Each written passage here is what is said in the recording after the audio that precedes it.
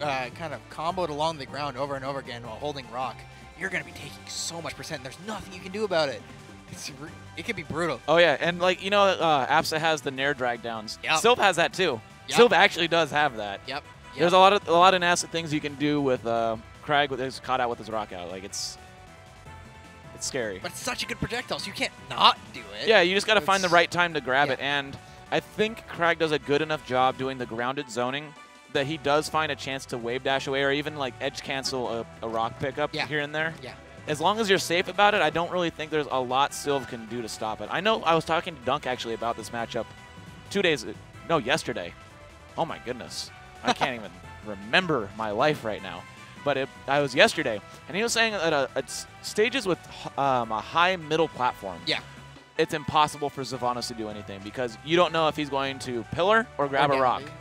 And so, like, if you jump up to stop him grabbing a rock, he just pillars you, and you can't do anything about it. Yeah, no, and those stages have always been kind of the best for Crag, I've found. So, you know, the Frozen Fortresses, Triple Ponds, those where they can, like, retreat up to the top platform is so good because Crag doesn't run away. Right. He needs a place to go because he's not running away. And we're seeing the rock play right now. Yeah, it's a danger, but it's also, like, the risk versus reward can be so high. Yep.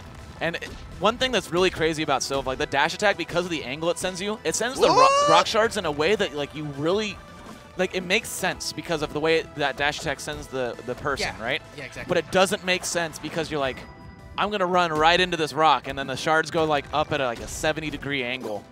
It's just really weird. So he doesn't have a lot of ways to really send the rock shards forward without, like, stopping and jabbing or doing a forward tilt right on top of him. For sure. And there's always a lot of, like, interesting counterplay with breaking the rock. Because right. Every character has their different angles they can do. And Sylvanos has a crazy one where he can do a forward strong on top of rock for a break cancel. Yep. Like there's some. This is a cool matchup, honestly. It really is. We don't see it enough. Right now, we saw Cheesedog hitting the first down special parry of the game. I always pay attention to how many of them people are hitting because it changes the set entirely. Like, if you're not parrying down specials, the Craigs will just keep throwing it out. Right. There's just nothing, there's no reason not to. At Smash Camp, I mentioned that Octagon did show up. There was a player that he was against that doesn't really play against Crag very often, and as soon as he recognized he didn't get a parry on down special, it came out non-stop that set. Yeah, Octagon is great at recognizing player habits and player abilities and really abuses them. Right now, we're seeing a lot of really good down special usage now. Yeah, we haven't seen a parry on him yet. Cheesedog is throwing out a lot of moves. You can't parry if you're doing a move. And exactly. Right now, he's getting stuffed a lot because of it. And there's that pillar right there coming out. That's kind of stopped him 3 or 4 times now. And Octagon really just okay playing with the lead here, building some percent, using the specials, and that SD from Cheesedog is going to be pretty damning in this first game. Yeah, no, Octagon is taking his time. He doesn't look nervous at all right now, but he has the stock to play with. He doesn't really have a reason to be nervous. And using the flower as a tool it's so cool. Jump cancel, so smart. And it's just like so character specific, you know he has to be used to it. Oh, that was perfect. That's it. So that is recognition of the matchup. That is matchup experience right there. Parries the burrow and waits for the reappearance because some people, you know, that you parry the burrow, it's like they're not going to go on the ground, right? Yeah. Well, still can go on the ground and choose where he comes out. So Octagon took a minute, waited, and then punished accordingly. So smart. You love to see it. I guess, and that's what we were saying, or you were saying earlier, I almost forgot already, is that all that AZ Cars experience, he's looking great in this matchup. Cheesedog is a really strong player. I think he's 4th in the Vancouver area PR. That is correct. Which is a strong region. Clearly a player with a lot of experience playing in tournament, but Octagon and getting rid of the flower petal with the rock, he knew exactly when that projectile invuln was ending. He turns around, throws it, and catches the rock. That was so small, but so beautiful. And that's what makes and breaks high-level sets. Yeah, the little things, but and that can break you right there. Doing what Cheesedog did on that first one. Yeah, but with how Octagon was playing that early bit of the set, but actually, never mind. I was about to say maybe it won't matter that much, but Cheesedog is playing with a lot more confidence now. It kind of gave him a new lease on life. I guess he's playing with more hope and really putting on the hurt. He's going to live that, yep. Yeah, and Octagon at 60% here, it's not terribly much, but he can't really afford to take much more percent before getting this kill on Cheesedog, who is at 210%, by the way. It reminds me of Heatwave's 2 set AZ Cars versus Dog. Yeah! Because Craig and Sylv have a miserable time killing each other sometimes. Like, I think in that set, Dunk was at over 300, I think. Dunk was at over 300%, and like... Oh, there it is. There it is. There's the fair, baby. Sometimes you gotta crag them. A lot of them use their zoning, are using their zoning tools a lot in this matchup, and it's great. You're not going to be dying when you're zoning. You're not killing either. Yeah, absolutely. Eventually, you need to commit, and that's why these guys are probably going to live to really high percent sometimes. So now, these Nairs are pretty new to this last couple stocks. Yeah. And they're really good from Octagon right now. Yeah, he's bringing it back super hard. Nice parry. Oh! All right, Octagon. All right. Oh! Oh! Oh! Oh! He looked into the man's soul. I thought it was over. I clenched. This is it. That's a stock. Oh, my God. I love just jabbing and not doing anything. It's one of my favorite things. He just ran at him and looked at him, and that was... It was fear. That was powerful. Pure fear. That was power. It's like running up on someone and just T-posing them. That's what that is. That's the equivalent. Oh, is he dead? Okay. Nah. That's the...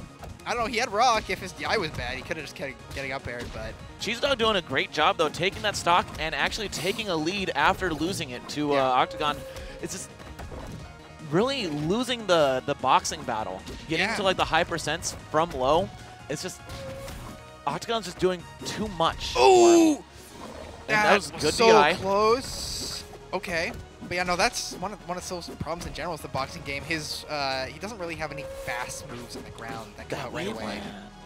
Very clutch. He avoided the howl with that waveland. Do you see that spacing on the down B to make sure that the spike, the last spike, is right on the ledge? That's so, like, subtly amazing.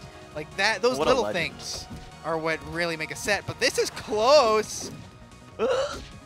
This could be it. Oh, good DI out on that fair. Ooh. But he gets caught with the pillar in the blast zone. So Cheesedog holding his heart saying, oh my goodness, that was ridiculous. Because had he DI'd in the fair, that is a free down air. Yep. But Octagon got a little impatient after good DI and throws out the pillar immediately and gets punished for it. So we're going to game 3. Yeah, no, they're both looking really good. That SD really did matter. But it takes, like, you don't automatically win after SD. Right. You still need to keep playing, and you need to play well. It doesn't end the game right there. All right, we're going straight to Tower of Heaven. Octagon wasting no time with his choice after those bans. Yeah, this stage will give Cheesedog a bit less space to move around. And this is one of the ones with the high top platforms that Dunk was saying. Yes, it makes it really hard for Sylv to do anything if you're hiding up there. It's like we know, and one of the biggest problems that Cheesedog was having was the boxing game. The smaller the stage, the more those chaotic boxing situations are going to come up. Exactly. Great edge guarding. Octagon building some beautiful percent here. You're going to need to find a stock, and there it is. It's such a big deal in this matchup that Sylvanos up special doesn't break rock. Like, I think it would be a completely different matchup if that wasn't the case. Right. Okay. Interesting. Okay. Good Nair follow-up and waits for the tech roll. Doesn't find the same punish he wanted, but still gets a little bit of percent. Octagon building right now. Yes. He's building a wall of percent. Cheesedog's definitely going to have to take this. Oh, that's a good start, but he still needs that kill confirm. It's not free. Are we going to see like a fair dare maybe? Oh, that was so smart. See, Cheesedog didn't want to go and attack the pillar because you don't want to get pillar gamed. If you get pillar gamed here, you're done. Like. And Octagon recognized that, you know, Cheesedog might go out deep for him, right? Oh, like he did just there. And Octagon jumped backwards off of his pillar, but Cheesedog did not give him the chance to do it this time. Yep. And we have not been seeing down B parries anymore since the first game. No, not at all. Actually, we have. Okay. Oh! You know what? You're wrong. All right. you're just wrong. I see how it is. Never mind. Oh man. Ooh, the rock play is so good.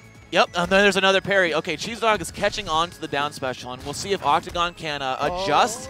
A little bit of a roll there coming out instead of a parry, but you know Cheesedog is on to him. Yep. But this is... The next fair should take it from Octagon, I think. Yeah, at 172, I would hope so. Oh, he gets the parry and he waits for the roll. Yeah, and Octagon knew, like, if he jumped down and then immediately down smash, he wouldn't have had enough time. Right. It would not have came out fast enough. So he read the defensive option instead, and look at that percent. That was like 60% off of just jabs and down tilts. And the empty hop, jump away to the top platform. He is just going crazy right now, lapping in percent. He's so confident right now. He's just like, I'm winning this. I feel good, and this is how I win. This is the game plan. I can see it. The Ooh, no pillar, but great recovery. The roll away from that up strong right there.